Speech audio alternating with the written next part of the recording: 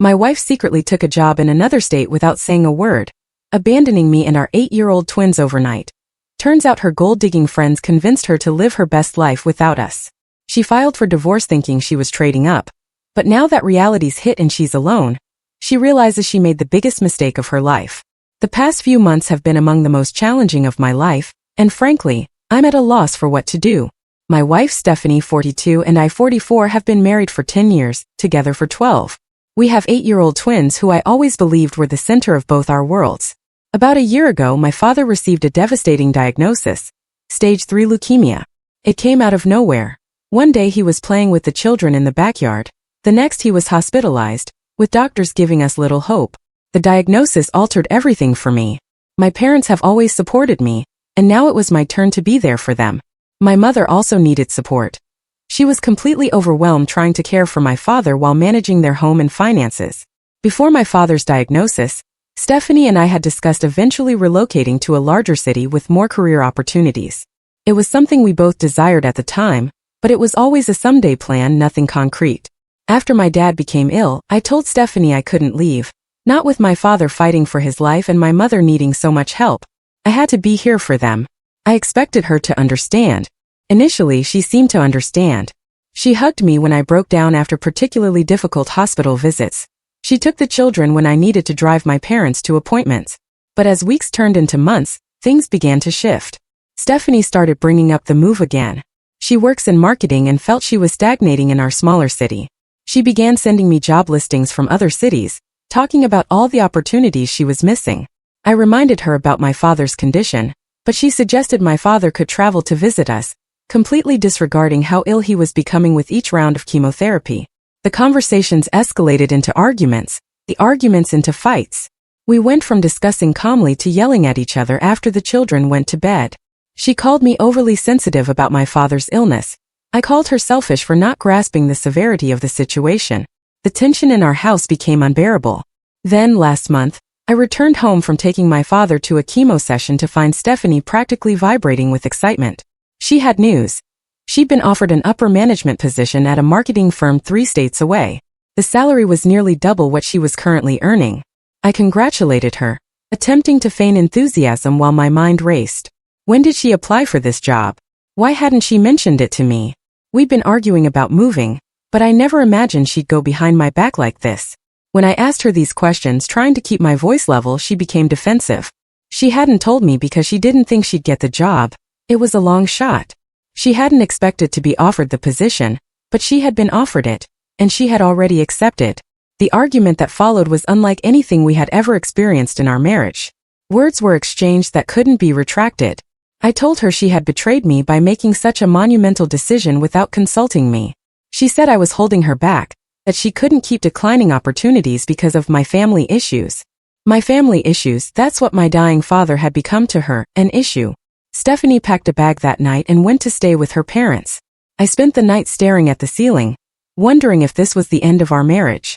The twins asked where their mother was the next morning, and I didn't know what to tell them. 3 days later, Stephanie returned. The only reason she came back was because of the children. We sat down at the kitchen table after they went to bed and tried to talk things through. We both acknowledged that we still loved each other, but the fundamental problem persisted. She wasn't willing to forego this job opportunity, and I wasn't willing to leave my parents when they needed me most. We arrived at what seemed like the only possible compromise. Stephanie would take the job and move, while I would stay with the children and continue helping my parents. She would fly back every other weekend to see the children. It wasn't ideal, but it seemed like the only path forward that didn't involve divorce papers. The first month of our long-distance marriage was challenging but manageable. Stephanie would fly in late Friday night and depart Sunday evening. The children were confused but adapted, as children often do. I managed all the daily parenting, worked my full-time job, and continued supporting my parents. It was exhausting, but I persevered. By the second month, cracks began to appear. Stephanie's visits became shorter. She'd arrive Saturday morning instead of Friday night, citing work obligations. Our phone calls became less frequent. When we did speak, the conversations were strained. She seemed distant, irritable, often downright cruel, picking fights about minor issues like how I dressed the children or what I fed them for dinner. After a while, I stopped calling her altogether, waiting for her to initiate contact. Sometimes days would pass without a word from her. The children noticed and asked why Mom didn't call anymore. I made excuses, saying she was busy with her new job, but I could see the hurt in their eyes. Then there was Amanda. Amanda was Stephanie's longtime friend, a bridesmaid at our wedding. I never particularly cared for her. There was always something unsettling about her that I couldn't quite pinpoint. She'd been married and divorced 3 times, each time to affluent men, and seemed to pride herself on the substantial child support and alimony payments she received. She and Stephanie had been close years ago but had drifted apart after Amanda moved away. As fate would have it, Amanda lived in the same state where Stephanie had taken her new job. When we had gone to help Stephanie move, Amanda had shown up to assist, and I had hoped that perhaps she had changed. I was wrong. She quickly became Stephanie's primary social connection in her new city. This made me uneasy, but I tried to keep my concerns to myself to avoid another argument. During one of our increasingly rare phone conversations, Stephanie mentioned that Amanda had introduced her to a group of friends, all single mothers living off generous child support payments from their ex-husbands. The way Stephanie described these women, they viewed their ex-husbands as nothing more than ATMs. They took pride in how much money they'd extracted through their divorces. They considered themselves independent women despite their financial reliance on the men they'd left. I expressed my discomfort with Stephanie spending time with women who seemed to view marriage as a business transaction rather than a partnership. Stephanie defended them, saying I didn't understand their situations. She even laughed as she recounted stories of how they manipulated their ex-husbands. This was so unlike the woman I married that I hardly recognized her. Things came to a head during a particularly tense phone call. Stephanie was praising Amanda, calling her strong and independent for raising her 2 children on her own. I couldn't help but scoff at this characterization, knowing that Amanda's lifestyle was funded entirely by her ex-husbands. This triggered an explosive argument where months of frustration erupted from both sides. Stephanie accused me of being jealous of her success and newfound friendships. I countered that she had abandoned her family for a job and was now being influenced by women with questionable values. The call ended with Stephanie suggesting we separate. I had finally snapped. I couldn't hold back anymore. 6 days passed without any communication between us.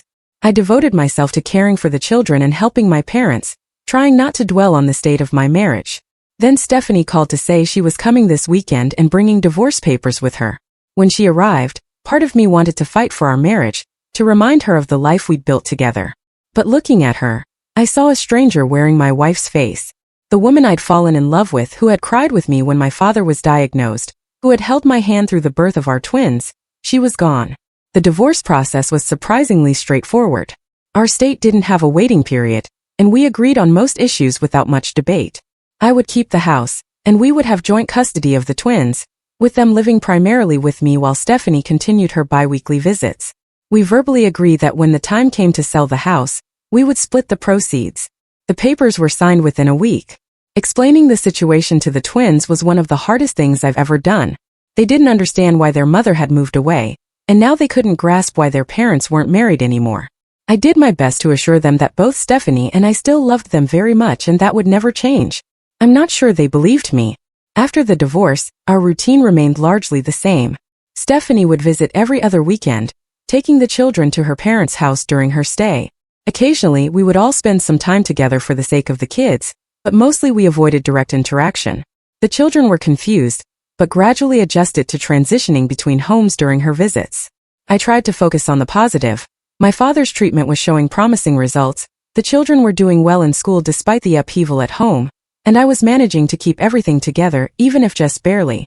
But every night after putting the children to bed, I would sit alone in our living room, surrounded by family photos from happier times, and wonder how we had ended up here. Update 1: It's been a month since the divorce was finalized, and I'm still trying to adjust to this new reality. The past few weeks have followed the same routine. Caring for the children, helping my parents, working, and trying to hold it all together.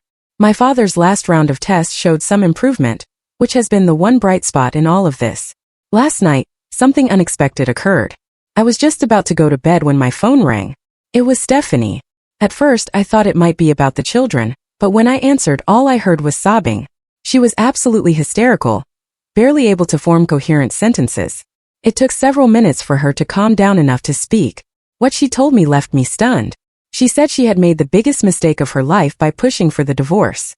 She admitted that she had been completely wrong about everything. The job, the move, her new friends. The job that had seemed so promising was falling apart.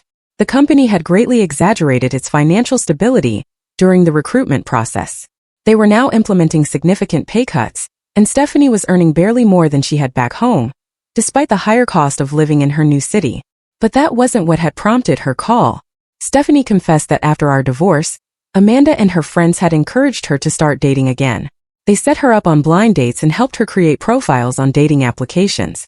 She admitted to having several casual relationships that left her feeling empty and pathetic. She said none of these men made her feel the way I had, even during our worst arguments. When she complained to her friends about feeling lonely, they dismissed her concerns, telling her it would pass and she just needed to find the right guy. But Stephanie had begun to see through their facade. These weren't strong, independent women. They were bitter and manipulative, using men for financial gain while pretending to be self-sufficient. She missed our children terribly. The brief weekend visits weren't enough, and she hated returning to her empty apartment every Sunday night. She missed our home, our routine, even my parents. She realized too late that what she had thrown away wasn't just a marriage but a family and a support system that had taken years to build. As Stephanie poured her heart out, I felt a complex mix of emotions wash over me. Part of me wanted to comfort her, to tell her everything would be okay. But a stronger part remembered the months of arguments, the secret job application, the divorce papers delivered without warning. I remembered sitting with our confused children, trying to explain why mommy wasn't coming home anymore. When she finally asked if there was any chance we could try again, if I would consider reconciliation, I couldn't hold back. I told her that she had made her choice when she took that job and again when she served me with divorce papers. I reminded her how she had belittled my concerns about my father, how she had laughed about her friends' manipulation of their ex-husbands. I told her she should turn to Amanda and her new friends for support, not me. I said that the children and I were doing fine without her. In a moment of pure anger, I even threatened to seek full custody, knowing how much that would hurt her. Then I hung up and blocked her number. Almost immediately, I regretted the harshness of my words, but I couldn't bring myself to unblock her. For weeks, I had been holding everything together for everyone else. My sick father, my worried mother, my confused children. For once, I couldn't summon the strength to be the bigger person. The following day, I received a call from Stephanie's parents. They've always been kind to me, even through the separation and divorce. Her father didn't mince words. He told me that while he understood my anger, Stephanie was in a terrible state. She regretted everything and was talking about quitting her job and moving back, even without any guarantee of reconciliation. He said my response had seemed designed to punish her rather than address the situation. His words resonated. Had I been needlessly cruel? Was I trying to punish Stephanie for hurting me? I didn't have clear answers. All I knew was that in 2 days, Stephanie would be arriving for her regular visit with the children, and I had no idea how to face her after our last conversation. The twins were excited about their mother's upcoming visit, blissfully unaware of the turmoil between us. As I watched them make drawings to give to her, I wondered what the right thing to do was, not just for me but for all of us. My father, despite his weakened state, noticed my distraction during my latest visit. He didn't ask for details, but he reminded me of something he told me when Stephanie and I first started dating. That life is too short to cling to anger, but also too precious to spend with people who don't value you. I've been pondering those words ever since. Now I'm sitting here the night before Stephanie's visit, trying to decide how to move forward. Should I remain firm in my decision to keep her at a distance? Should I consider her regrets and the possibility of reconciliation? Or should I focus solely on establishing a healthy co-parenting relationship for the sake of our children? I don't know what tomorrow will bring, but for the first time in months, I'm allowing myself to acknowledge that there are no simple answers here, no clear villains or heroes, just people who made mistakes trying to figure out how to move forward. Update 2: Stephanie arrived yesterday for her weekend with the children. From the moment she walked through the door, it was clear she had been having a very difficult time. Her clothes hung loosely on her frame, and there were dark circles under her eyes. The children ran to her as they always did, but even their excitement couldn't mask the tension in the air. After the initial greetings, I expected her to take the children and leave for her parents' house as usual. Instead, she asked if we could talk after the children went to bed. I agreed, though with considerable reluctance. The day passed slowly. We maintained a facade of normalcy for the children's sake, occasionally exchanging necessary information about school projects and soccer practice. I took the opportunity to run some errands while Stephanie played with the twins, grateful for the chance to escape the house for a few hours. When I returned, Stephanie had prepared dinner, something she hadn't done since before the divorce. The twins were delighted by this return to old routines. chattering excitedly throughout the meal, while Stephanie and I ate in relative silence. After putting the children to bed, we sat at the kitchen table, 2 cups of coffee between us that neither of us touched. Stephanie started the conversation by asking if I would give her a chance to speak. Her voice was steady but quiet, as if she was working hard to maintain composure. What followed was one of the most honest conversations we've had in years. She apologized for her selfishness over the past 2 years, acknowledging that the problems in our marriage began long before her job offer. She admitted that she had prioritized her career ambitions over our family's needs, dismissing my concerns about my father's health as an inconvenience rather than the crisis it was. She spoke about her time away, describing the emptiness of her apartment and the hollow interactions with her new colleagues. She confessed that she had tried dating other men, but each attempt only reinforced what she had discarded: the lifestyle that Amanda and her friends glorified. Moving from relationship to relationship, using people and discarding them, wasn't bringing them happiness, just temporary distraction from their loneliness. Then she told me something that took me by surprise. She had given notice at her job and was moving back to be closer to the children. She had already found an apartment not far from our house and had lined up several job interviews in the area. She wasn't asking to move back in or for us to reconcile. She just wanted to be present in our children's lives again. She also addressed my threat to seek full custody. Her voice trembled as she asked me not to pursue that route, promising that she would be a better mother going forward. I assured her that I had spoken out of anger and had no plans to limit her access to the children as long as she remained committed to their well-being. As the conversation drew to a close, Stephanie apologized one final time. She called me a good man and promised to work on becoming a better person. Not just for the children but for herself. There was a bittersweet quality to her words. I couldn't help but wish she had come to these realizations while we were still married, before so much damage had been done. She left shortly afterward, taking the twins to spend the night at her parents' house as planned. Standing in the doorway watching their car disappear down the street, I felt an unexpected sense of closure. The anger that had been driving me for months seemed to have dissipated, replaced by a quiet acceptance of our new reality. The next day when Stephanie brought the children back, our interaction was civil, even warm at moments.